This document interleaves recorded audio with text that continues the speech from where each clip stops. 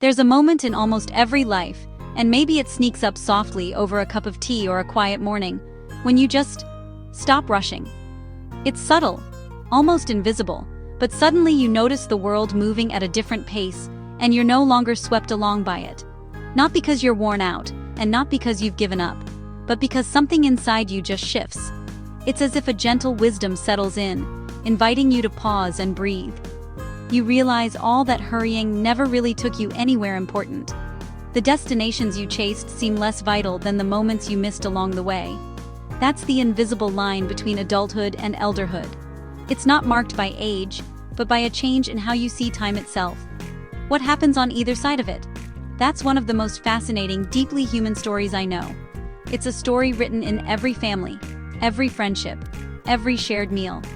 Let's start with the adult. The one who wakes up with a to-do list already forming in their mind. The adult is busy. The day is already behind. The mind spins like a laptop with too many tabs open.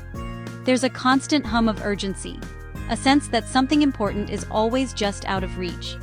There are emails, alarms, bills, deadlines. The world demands your attention in 1,000 tiny ways. There's always something else to become, somewhere else to be. The finish line keeps moving, just out of sight. Adults are future-oriented, always building, planning, getting ready for a life that's just out of reach. They're architects of possibility, forever sketching blueprints for tomorrow. That's not a flaw. It's actually amazing. It's the engine of progress, the spark that keeps the world turning. It's how civilizations rise and dreams get built. Every towering achievement began with someone who couldn't stop imagining what could be. But here's the catch. Adults are rarely fully present. Even in a room full of laughter, their minds wander to unfinished tasks.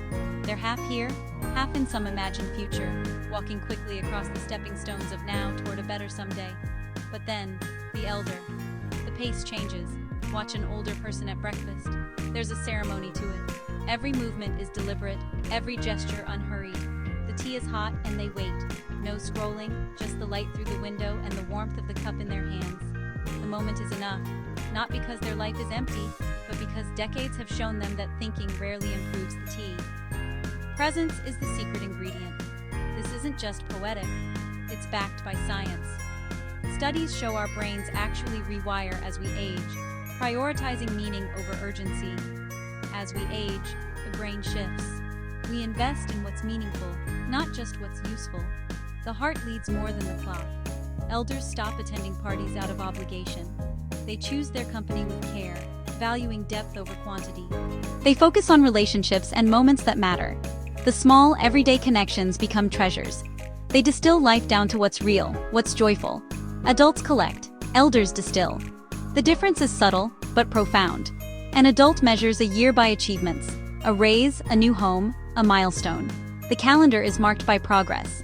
An elder measures a day by moments, a grandchild's laugh, the garden blooming, a real conversation. The ordinary becomes extraordinary. They stop keeping score and start caring about the game itself. The joy is in the playing, not the winning. Younger generations have grown up inside speed, infinite choices, constant stimulation. The world is louder, faster, more demanding than ever. Paradoxically, anxiety and loneliness are rising.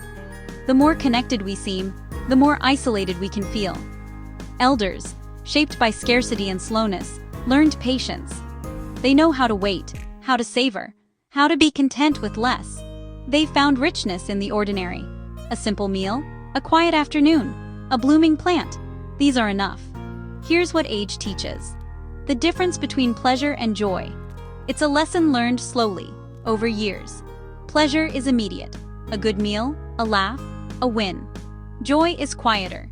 It lingers. It deepens. It fills the spaces in between. It's the sense that nothing is missing right now. That you are whole, and the moment is complete. The elder sits in the silence between notes, while the adult rushes to the next. One finds music in the pause, the other in the crescendo. The poet Wordsworth called these spots of time, tiny, vivid moments that nourish us forever. They're the jewels we carry long after the noise fades.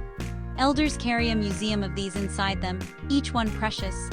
Their memories are not just stories, but living treasures. When adults and elders connect, really listen, something extraordinary happens. Wisdom flows both ways.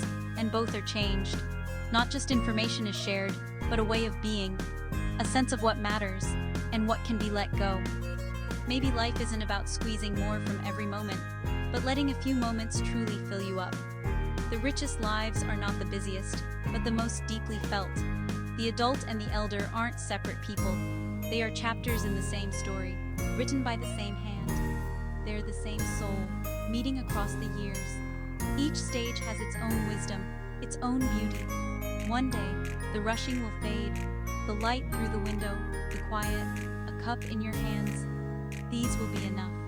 You'll realize you've arrived, and you'll smile, that deep, knowing smile that holds a whole life behind it.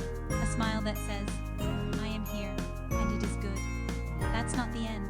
That's the beginning of the most beautiful part. The part where you finally see how precious every ordinary moment truly is.